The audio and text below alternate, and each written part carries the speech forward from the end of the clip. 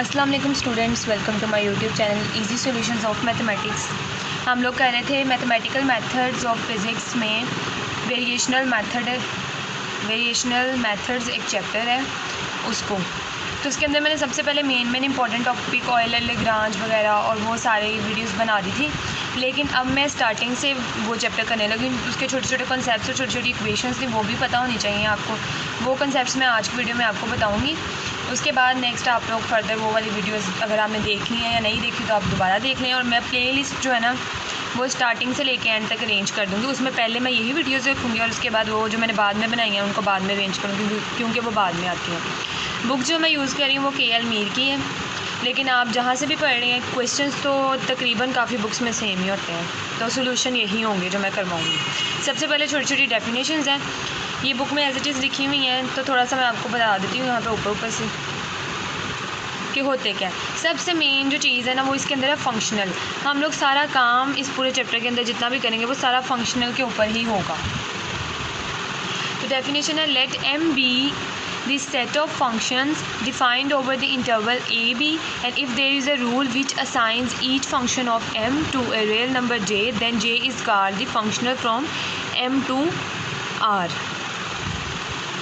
तो ये तो थी, अगर डेफिनेशन आपको आ जाए तो आपने लिखना क्या है।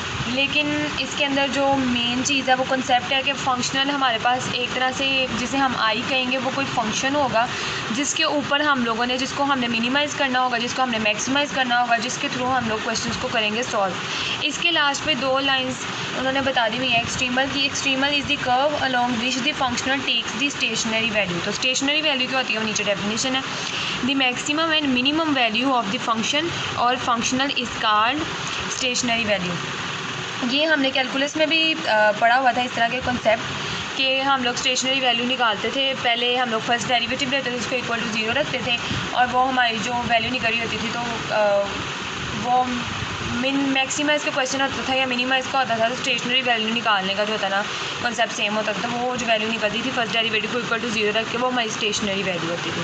उसके बाद एक्सट्रीमल के ऊपर दो लाइंस में तो जो बताई है ना, उसके बाद प्रॉपर डेफिनेशन उसकी है, the curve y is equal to f of x along which a functional j takes the stationary value. अब एक्सट्रीमल क्या होता है, जिसके अलॉन्ग जो फंक्शनल है, फंक्शनल j को फंक्शनल कहा हुआ है, stationary value takes the stationary value लेगा वो, तो उसे हम एक्सट्रीमल कहेंगे। तो इसके जब मैं आगे आपको क्वेश्चंस करवाऊंगी ना एग्जांपल्स वगैरह, तो आपको ज़्यादा अच्छे से कॉन्सेप्ट की समझ आएगी। ऐसे तो सिर्फ डेफिनेशंस मैंने बताई हैं थोड़ी सी कि अगर तो आपके पास बुक है तो आप ज़ाहिर है बुक से लिख देंगे, अगर बुक कोई और बुक है वहाँ से आसान लग रही वहाँ से कर लें, नहीं तो यहाँ से कर लें। उसके बाद एग्जांपल नंबर 1, ये इंपॉर्टेंट कॉन्सेप्ट हैं, छोटे छोटे शॉर्ट क्वेश्चंस में आ सकते हैं और ये बहुत ज़्यादा इंपॉर्टेंट इस तरह से हैं कि आगे जितने भी हमने क्वेश्चंस करने हैं ना उनके अंदर ये हर जगह पे यूज़ होने हैं। तो एग्जांपल नंबर 1 के नाम से है बुक में, to find the curve whose distance between 2 points on a surface is minimum. तो कोई भी बड़ा क्वेश्चन, लॉन्ग क्वेश्चन जिसमें भी हमने कोई ऐसी कर्व जिसका डिस्टेंस 2 पॉइंट्स के दरमियान हो, सरफेस पे 2 पॉइंट्स के दरमियान किसी भी कर्व का डिस्टेंस हो, तो अगर वो कहेंगे मिनिमम है तो हमने इसके थ्रू चलना है, मैक्सिमम है तो वो नेक्स्ट मैं बताती हूँ किसके थ्रू चलना है। तो दिस प्रॉब्लम इसका ज्योडेसिक प्रॉब्लम, ये एक तरह से ज्योडेसिक की डेफिनेशन है, लेकिन ये ज्योडेसिक की डेरिवेशन नहीं है, ये थोड़ा सा ज्योडेसिक का पार्ट है। जब हम ज्योडेसिक का प्रूफ करेंगे ना तो उसके अंदर ये वाला यूज़ होगी इसकी length. Let A and B B 2 points on a curve C lying on the surface S। तो कोई कर्व है जो सरफेस S पे लाई कर रही है और द इक्वेशन ऑफ सरफेस में भी टेकन एज। सबसे पहले हम लोगों ने कर्व ले लिया z is equal to g of x y. तो ये वाली जो कर्व z है वो x और y दोनों पे डिपेंड कर रही है। उसके बाद द डिस्टेंस बिटवीन a और b on any curve y is equal to y of x, यानी a और b के दरमियान जो डिस्टेंस है उसकी वो इस कर्व पे है। तो नेक्स्ट हम लोगों ने लेंथ लेनी है, 2 पॉइंट्स हैं a से b तक पॉइंट है और ये ds जो है ये डिस्प्लेसमेंट का एलिमेंट है। डिस्प्लेसमेंट डिस्टेंस को ही शो करवाता है ना, तो उसका एक छोटा सा एलिमेंट होता है, उसको हम ds से शो करवाते हैं। उसके बाद हम ds को इन द फॉर्म ऑफ इस तरह लिख सकते हैं, क्योंकि प्लेन में हमारे पास x y और ये हमने कर्व भी लेट की हुई है z, x y z तीनों हैं, और तो हम इसको dx को, तो ये जो हमारा ds है ये इन सब का कम्बिनेशन तो होगा ना, ज़ाहिर डिस्प्लेसमेंट है तो सारे कोई इन सब का कोई ना कोई डिस्टेंस होगा, तो ये सारे इस तरह से हम लिखेंगे। उसके बाद हम लोग क्या करेंगे, बेसिकली वाई और जी दो कर्व्स हमने ली हुई हैं, तो एक्स तो सिंपली एक वैल्यू है, तो उसको तो हम लोग ख़त्म भी कर सकते हैं। तो इसलिए हम लोग ये एक छोटा सा कॉन्सेप्ट मैं अपनी तरफ से बता रही हूँ, ये आपने लिखना नहीं है कि इसको हमने ख़त्म कर देना, ख़त्म नहीं करना है। इसको इस तरह से डिवाइड करवा देना है dx को अंदर भी, अंडर रूट के अंदर dx स्क्वायर से जब हम इसको मल्टीप्लाई और डिवाइड करवाएंगे, जब मल्टीप्लाई करवाएंगे तो अंडर रूट से बाहर आके इसका स्क्वायर ख़त्म हो जाएगा, और जब डिवाइड करवाएंगे हमारे पास तो यहाँ पे 1 रह जाएगा, और ये y डैश स्क्वायर और ये z डैश स्क्वायर है। तो मोस्टली आगे जाके भी हम लोगों ने देखेंगे कि मोस्टली काम ना अंदर फंक्शनल में ज़्यादातर y पे काम हो रहा था, और 2 स्पेशल केसेस हैं जो मैं पहले करवा भी चुकी हूँ, तो उसके अंदर भी मैंने वो इसीलिए मैंने पहले करवाए थे कि उनके अंदर भी हम लोग डिपेंडेंस देख रहे होते हैं, x की हो या y की हो, तो ज़्यादातर काम हम y और y डैश पे करेंगे। x का भी आएगा लेकिन उसका पार्ट ज़्यादातर इंटीग्रेशन में ही होगा। तो ये इस तरह से ये फार्मूला बन जाएगा, ये लेंथ हमारे पास आ जाएगी। जहाँ पे भी कर्व ये वाली इस तरह की स्टेटमेंट कहीं पे भी थोड़ी सी भी आ जाएगी कि curve whose distance between 2 points के दरमियान उसका distance on a surface is minimum, तो हम लोगों ने वहाँ पे सीधा सीधा जो लेंथ है ना उसको ये यूज़ कर लेना। यहाँ पे देखो उन्होंने नीचे मैंने मेंशन भी किया हुआ है, ds is the element of arc along the curve. Arc length कह लें या डिस्प्लेसमेंट कह लें, ये आर्क है, इसका कोई छोटा सा एलिमेंट है जिसको हम ds कहते हैं, तो ये है। और इन द कैलकुलस ऑफ, तो ये है इन calculus of variations we have to find minimum value of L when the points A and B lie in the xy plane। ये xy plane के अंदर जो है वो लाई कर रहे हैं A और B दोनों points. Expressing for L take the simplifier form. अब देखें, क्योंकि हमारी जो उन्होंने बताया ना कि 2 पॉइंट्स लाई कर रहे हैं x और y प्लेन के अंदर, तो z का तो हमारे पास कोई काम ही नहीं है, फिर z का तो कोई काम नहीं है, तो फिर हमने यहाँ पे ना z को ख़त्म कर देना है, तो 1 + y डैश स्क्वायर कर देंगे। नेक्स्ट हमारी एग्जांपल जो है या रिज़ल्ट हम कह लें वो है, a particle falls under gravity from A to B, determine the curve along which time taken by the particle will be minimum. अब इसमें टाइम की उन्होंने कंडीशन लगा दिया, time taken by the particle will be minimum. जहाँ पे भी ये कंडीशन आएगी, जैसे आगे ब्रिजिस्टोक्रॉन एक प्रॉब्लम आती है, एग्जाम्पल है, उसके अंदर है कि मिनिमम टाइम फाइंड करना होता है, इस तरह की कंडीशन ना उसके अंदर क्वेश्चन में दी होती है, तो हम उसके अंदर ये वाला रिज़ल्ट यूज़ करते हैं।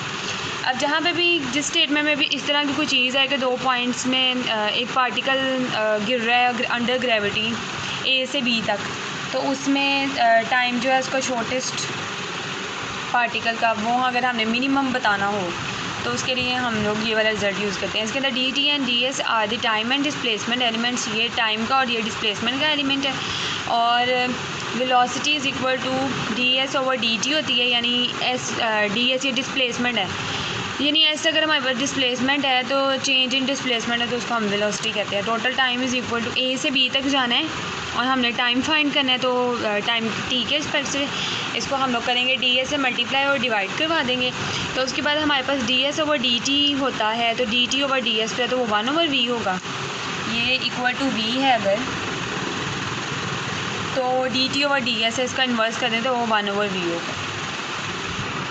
Bye the equation of third equation of motion है, थर्ड इक्वेशन ऑफ मोशन, उसके अकॉर्डिंग हमारे पास होता है v² minus v²i, final velocity minus initial velocity is equal to 2as है यहाँ पे। तो यहाँ पे ये स्टैंड फॉर एक्सेलरेशन टाइप कोई होता है, एक्सेलरेशन क्योंकि अंडर ग्रेविटी है तो g आएगा हमारे पास, इसके अकॉर्डिंग ये कंडीशन के अकॉर्डिंग जिसके अकॉर्डिंग हम लोग निकाल रहे हैं ना उसके अकॉर्डिंग यहाँ पे a की जगह g आ जाएगा और s की जगह पे हमारे पास यहाँ पे y आ जाएगा, मैंने s लिख दिया, यहाँ पे y आ जाएगा। उसके बाद हमारी इनिशियल वेलोसिटी जो है वो 0 है, जब पार्टिकल इनिशियल पॉइंट पे था तो वो तो 0 था, तो ये 0 हो जाएगा हमारे पास, तो v² is equal to 2gy। तो यहाँ पे v is equal to f को इग्नोर कर दें क्योंकि हमें सिर्फ बताना था कि किस तरह आया, तो 2gy के इक्वल आ जाएगा हमारा v, तो यहाँ पे हमने v को 2gy के इक्वल इस तरह से किया। उसके बाद हम लोगों ने ये पढ़ लिया ds मिनिमम अगर कोई पार्टिकल ए से बी तक के लिए अगर कोई मिनिमम डिस्टेंस या इस तरह की कोई चीज़ देख रहे हो और डिस्टेंस डिस्प्लेसमेंट देख रहे हो, तो यहाँ हमने जो एग्जांपल नंबर 1 में रिजल्ट पढ़ा है वो यहाँ पे इसकी जगह पे यूज़ हो गया। उसके बाद हम लोगों ने कांस्टेंट वैल्यूज़ बाहर निकाली हैं और वेरिएबल अंदर रह गए, तो ये हमारे पास से इंटीग्रल बन गया, which is the form of functional by minimising the functional we can find the required time. अब अगर हम इसको मिनिमाइज़ करेंगे तो हमारे पास रिक्वायर्ड टाइम आ जाएगा। तो हमने ये रिजल्ट बता दिया। नेक्स्ट हमारा छोटा सा रिजल्ट है वो भी देख लेते हैं। To find the curve y equal to y of x which has a given length l and encloses maximum area with say x axis, यानी x एक्सिस के अलॉन्ग जो है वो मैक्सिमम एरिया कवर कर रहा है। अच्छा, इसके अंदर मैंने एक पॉइंट नहीं बताया कि ये y इसलिए आया कि जब हमारा पार्टिकल ऊपर से किसी पॉइंट तक नीचे तक a से b पे गिर रहा है तो वो अलॉन्ग y एक्सिस गिर रहा है। ऊपर से नीचे जब भी कोई चीज़ गिरती है तो वो y एक्सिस के अलॉन्ग आती है ना, इस तरह तो कोई चीज़ गिरती नहीं है, इस तरह ही गिरती है, इसलिए यहाँ पे y आया है। उसके बाद यहाँ पे है कि एरिया हमने कोई कर्व ले लिया y equal to y of x और लाइन हैं हमारे पास x is equal to a and b। तो ये सारी डिस्कशन है, ये एक तरह से सोल्यूशन नहीं है इनका, ये डिस्कशन है। लेकिन अगर पेपर में ये स्टेटमेंट आएगी तो हमने उसके नीचे ये लिखना, area is equal to a से b y of x dx और लेंथ हमारे पास जो है वो a से b है और ये उसका dx क्या उसे कहते हैं, डिस्प्लेसमेंट एलिमेंट डिस्प्लेसमेंट। अच्छा, यहाँ पे हमने ये रिज़ल्ट यूज़ कर रहे हैं ना ds का, ds की जगह पे हमने ये लिखा, इसको हमने आगे मिनिमाइज़ करते करते यहाँ तक ले गया और उसके बाद यहाँ से हम लोग इसको इधर तक ले आए। तो ये क्या कहते हैं उसे, यहाँ पे हमारे पास ds जो था तो वो आर्क एलिमेंट ऑफ आर्क को शो करवा रहा था। तो नेक्स्ट जो हम लोग ये वाला 3 वाला करें ना, इसमें भी हम लोग फिर इसको ये लेंथ ऑफ आर्क है इस तरह ही पढ़ लेंगे। और कहीं पे ये एग्जाम्पल नंबर 2 में ये डिस्प्लेसमेंट को शो करवा रहा था तो वहाँ पे हमने इसे डिस्प्लेसमेंट लिया। खैर जो भी है, ds में हम लोगों ने वैल्यू यही लेनी है आगे जाके, क्योंकि हमने पहले इसकी वैल्यू निकाल चुके हैं, तो नेक्स्ट हम लोग यही लेंगे इसकी जगह पे। Length l of the same curve between a and b, तो ये l जो है वो हमारी लेंथ है। ये दो इक्वेशंस को इनके नाम दे दिए हैं। अब क्या है, ये इस तरह की स्टेटमेंट किसी भी क्वेश्चन के अंदर आएगी तो हमने उसको किस प्रोसीजर से सॉल्व करना है, वो ये है, एरिया ये होगा और लेंथ ये होगी। Maximising the area in equation 1 subject to equation 2, तो इस एरिया को मैक्सिमाइज़ करना है इक्वेशन 1 वाले को सब्जेक्ट टू ये वाला। तो इसको सॉल्व किस तरह से करना है वो क्वेश्चन हम बाद में देखेंगे। उम्मीद है आप लोगों को समझ आई होगी। अगर अभी भी कोई चीज़ आप लोगों को समझ नहीं आई, कोई कंसेप्ट कंफ्यूजिंग है तो आप कमेंट सेक्शन में मुझसे पूछ सकते हैं। और वीडियो पसंद आए तो मेरी वीडियो को लाइक करें। अगर अभी तक आपने मेरा चैनल सब्सक्राइब नहीं किया तो प्लीज़ मेरे चैनल को सब्सक्राइब करें। तो ये चैप्टर नंबर 9 जिसकी 5-6 वीडियोज़ मैं पहले बना चुकी हूँ, प्ले लिस्ट में मैं इसे तरतीब से सारी वीडियोज़ लगा दूँगी और फर्दर हम लोग इसकी जो क्वेश्चंस हैं और इसके टॉपिक्स हैं उनको कवर करेंगे नेक्स्ट वीडियोज़ में। Thanks for watching.